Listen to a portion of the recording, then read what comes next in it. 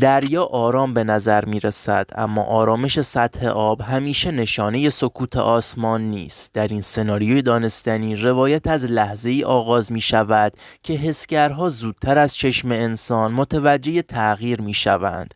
تغییری در الگوی پرواز، در ترافیک رادیویی و در سکوتی که ناگهان معنا پیدا می کند. مانوری شکل می گیرد که نه برای درگیری بلکه برای پیام رسانی طراحی شده است. مانوری که جنگنده های سوخو 35 و قاهر را در نزدیکی یک ناو آمریکایی کنار هم قرار می دهد و توجه همه را به خود جلب می کند.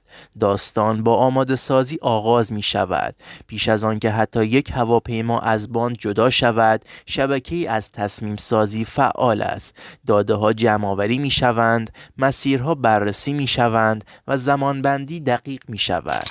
اما گفته می شود نسخه پهپادی آن مجهز به این مانور قرار نیست شتاب زده باشد. هدف آن نمایش کنترل است. کنترل بر فضا، بر زمان و بر روایت. هر پرواز بخشی از یک تصویر بزرگتر است. سوخو 35 با قامت سنگین و حضور پرقدرتش وارد صحنه می شود. این جنگنده نماد برتری در نبرد هوایی کلاسیک است.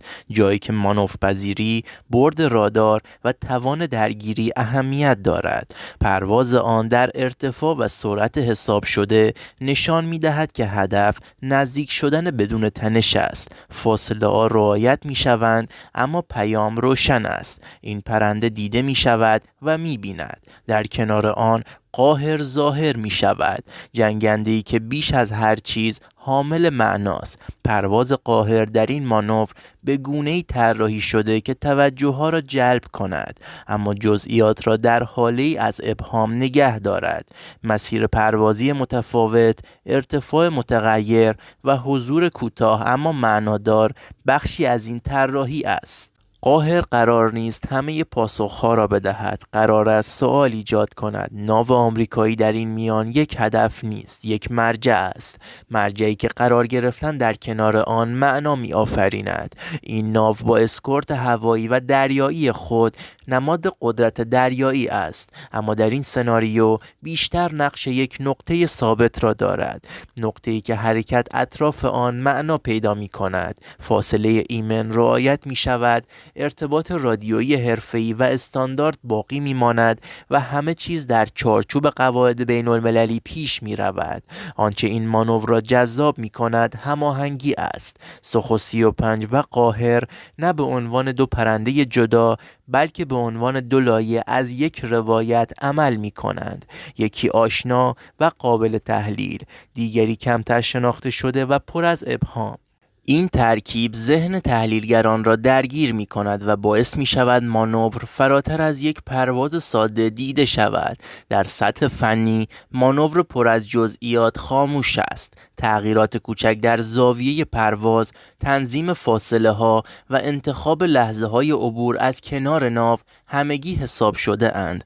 این جزئیات برای مخاطب عمومی شاید دیده نشوند، اما برای ناظران حرفه‌ای پیام‌های دقیقی دارند. پیام‌هایی درباره توان هماهنگی، اعتماد به سامانه ها و تسلط خلبانان. در بعد رسانه‌ای تصاویر نقش اصلی را بازی می کنند. قاب‌هایی که جنگنده ها را در کنار ناو نشان می دهند به سرعت منتشر می شوند، اما آنچه دیده می شود همه داستان نیست. زاویه ها انتخاب شده اند، فاصله ها دقیقند و زمان انتشار تصاویر نیز بخشی از سناریوست. روایت همزمان در آسمان و در رسانه ساخته می شود. واکنش ها قابل پیش بینی و در عین حال متنوعند. برخی مانور را صرفاً نمایشی می دانند، برخی آن را پیام بازدارنده تفسیر می کنند و برخی دیگر به دنبال جزئیات فنی پنهان می گردند. اما هدف اصلی دقیقاً همین چند لایگی برداشت هاست. مانوری که هر کس بتواند چیزی از آن را بخواند. در ادامه پروازها بدون حادثه پایان می‌یابد. جنگنده ها مسیر بازگشت را در پیش می‌گیرند و ناو به مسیر خود ادامه می‌دهد.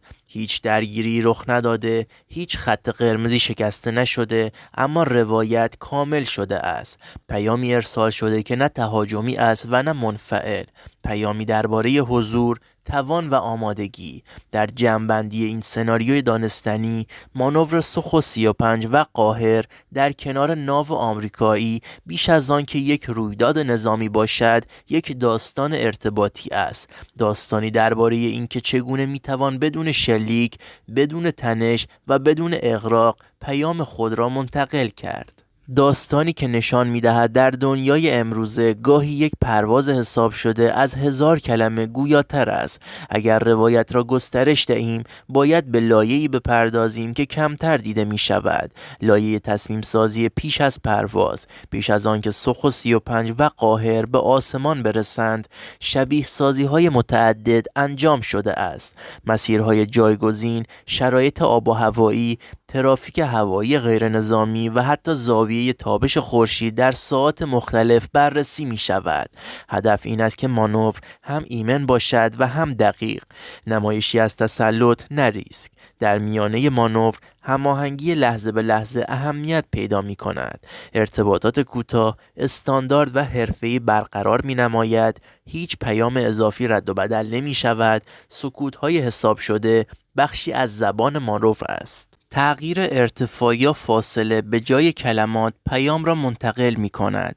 این زبان مشترک میان خلبانان نتیجه سالها آموزش و تمرین است. قاهر در این مرحله نقش متفاوتی می گیرد. پروازهای کوتاه و زاویه دار، عبورهای محدود و تغییر مسیرهای ناگهانی توجهها را به خود جلب می کند، اما بدون نزدیک شدن بیش از حد. این رفتار پروازی نه برای تحریک بلکه برای ایجاد لایه‌ای از عدم قطعیت طراحی شده است. عدم قطعیت بخشی از بازدارندگی مدرن است. در سطح دریایی، ناو آمریکایی نیز واکنش‌های استاندارد خود را دارد. تغییر آرایش اسکورت، افزایش پایش راداری و ثبت دقیق داده ها، اما این واکنش ها خود بخشی از مانور می شوند. هر حرکت، هر اصلاح مسیر وارد روایت می شود و تصویر نهایی را کامل تر می کند. پس از عبور مرحله اصلی، مانور وارد فاز آرامسازی می شود. فاصله ها افزایش می یابد، مسیرها از هم جدا می شوند و نشانه های تنش از بین می رود. این پایان بندی به اندازه آغاز مهم است، زیرا نشان می دهد که هدف کنترل فضا بوده، نه تشدید آن. در بازگشت به پایگاه تحلیل آغاز می شود. داده های پروازی، تصاویر و حتی برداشت های ذهنی خلبانان جمع آوری می شود. هر جزئیات برای اصلاح یا تثبیت تاکتیک ها بررسی می شود.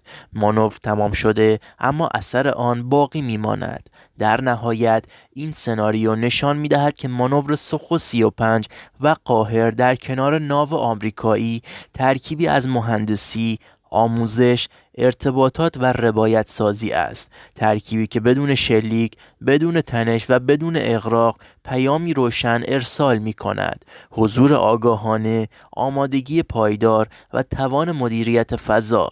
داستانی که در ظاهر کوتاه است، اما لایه‌های آن تا مدت‌ها در ذهن تحلیلگران باقی می ماند.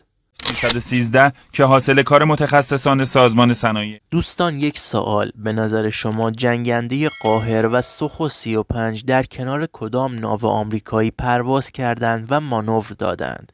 نظراتتون رو توی کامنت ها حتما بنویسید.